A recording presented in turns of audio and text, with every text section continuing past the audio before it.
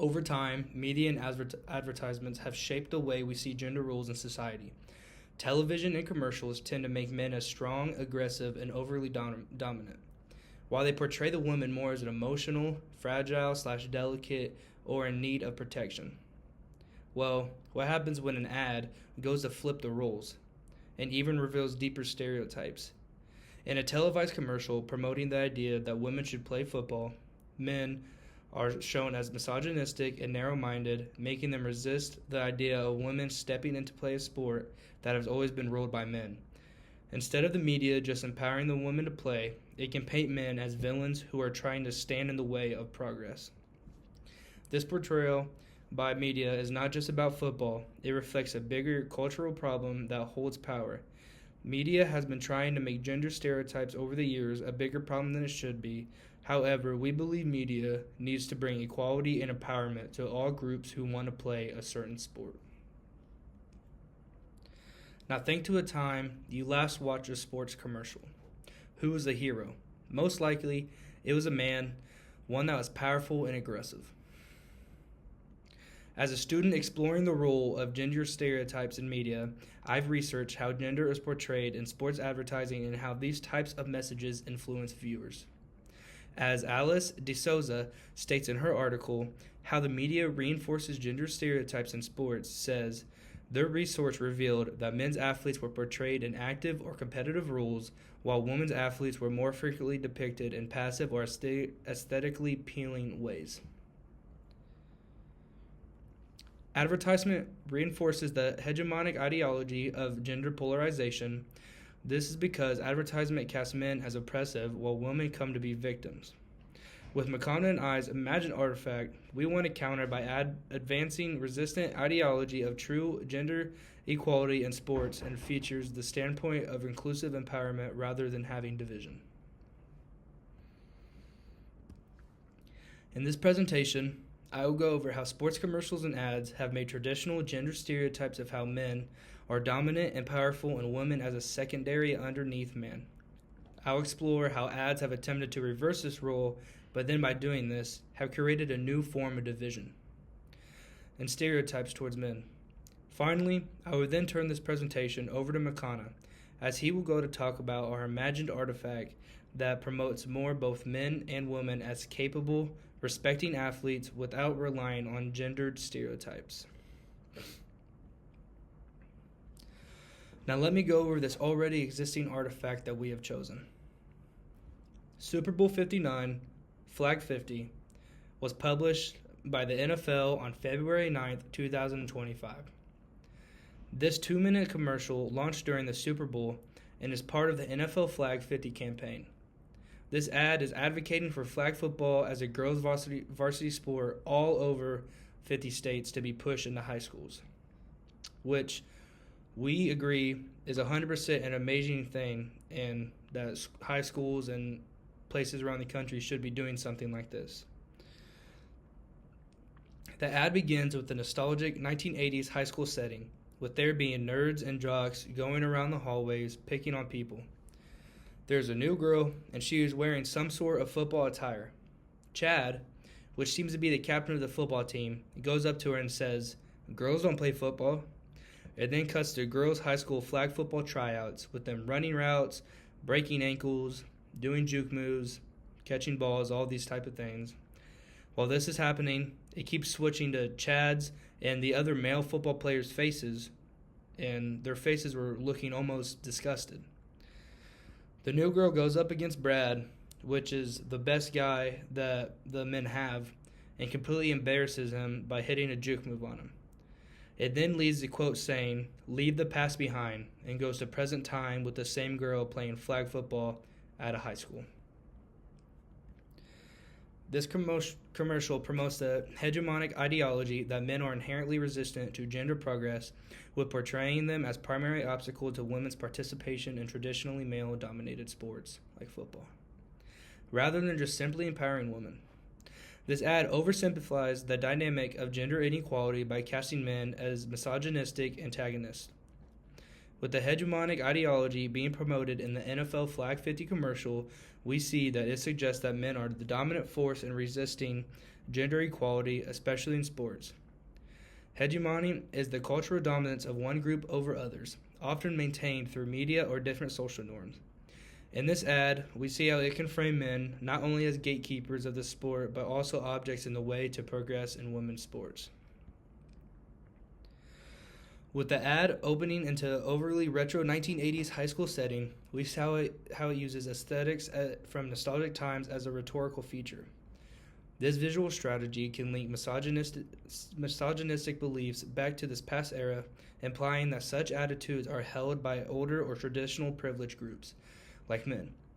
This is reinforcing the hegemonic ideology by showing the male identity is inherently regressive.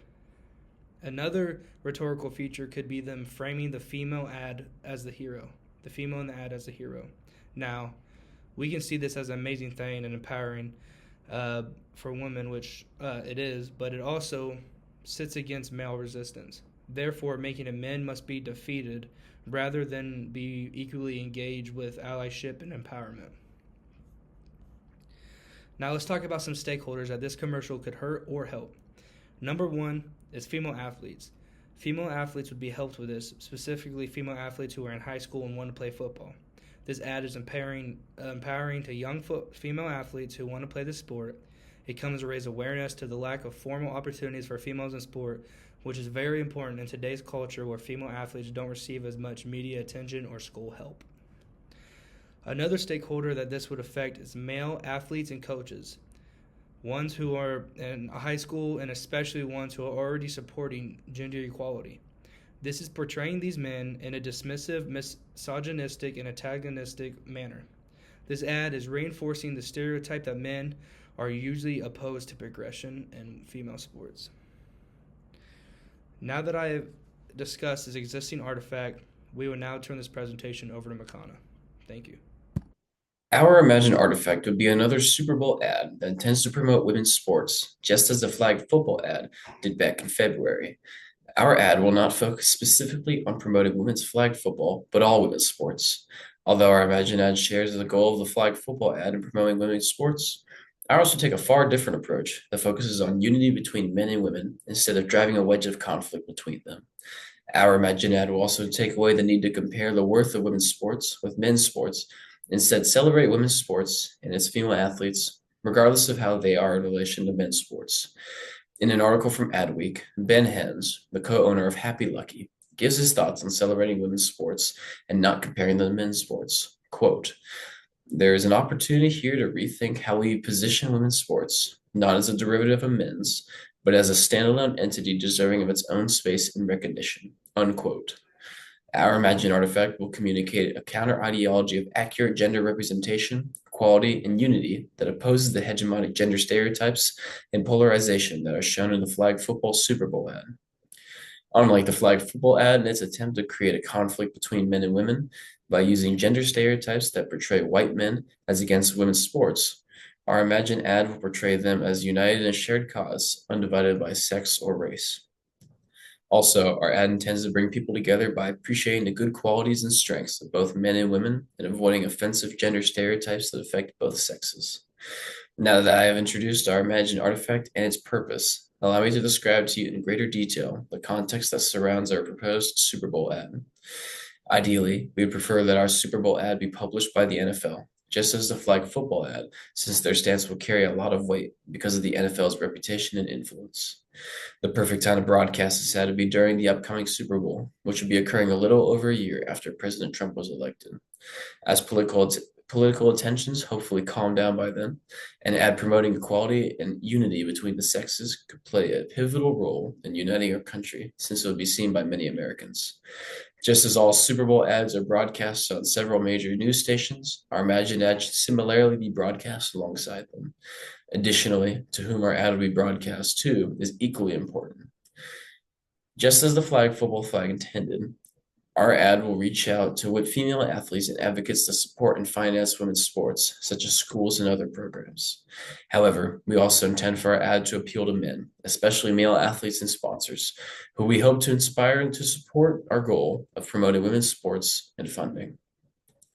Now that I have discussed the context of our imagined artifact, Let's dive into the details of our proposed counter-ideological ideas and how our imagined Super Bowl ad will counter the hegemonic ideology the flag football ad promotes. Our Super Bowl ad, in direct conflict of the gender stereotyping used in the flag football ad, promotes equal and accurate representation of men and women, as well as unity between them. Our artifact will reach out to men, especially athletes, who were marginalized back in 2025 by the flag football ad, which portrayed them as misogynists and fools. Our ad will instead praise men for their good qualities and desire to serve as protectors and supporters of women through the use of rhetorical features that promote the counter ideology of our imagined Super Bowl ad. First, let's start with a visual feature that promotes our counter ideology. This would take the form of a group of high school students putting up posters in their school which advocate for more funding to young women's sports. The students putting up posters would be female athletes whose sports would be directly affected by more funding, as well as the men's high school football players who have decided to side with the girls because they support their cause. This rhetorical feature directly differs from the Super Bowl ad, which portrays the men's football team as the opposition in the ad, standing in the way of the female flag football athletes and their desire to play. Another rhetorical feature is a verbal feature that dictates the dialogue between characters. This will take the form of the men's football team offering support to the girls' mission to advocate to the school for funding with respectful exchange and positive words of encouragement. This also goes against the language of the jocks in the flag football ad who talk trash and make sexist comments throughout the ad. Now that I've described in detail some of our imagined artifacts' rhetorical features, I'll quickly talk about the stakeholders that our ad will benefit. First, our Super Bowl ad will attempt to reach out to all women, especially female athletes. However, our ad will do the same for men and especially male athletes. Instead of marginalizing men, our ad will avoid dissuading them from supporting women. Instead, will encourage and celebrate them by portraying them with good masculine behavior and as supporters rather than being against women. In conclusion, Lucas identified the hegemonic ideology of gender polarization and stereotyping that attacks men by portraying them as misogynists and dominators of women that is prevalent in the existing artifact we chose to analyze.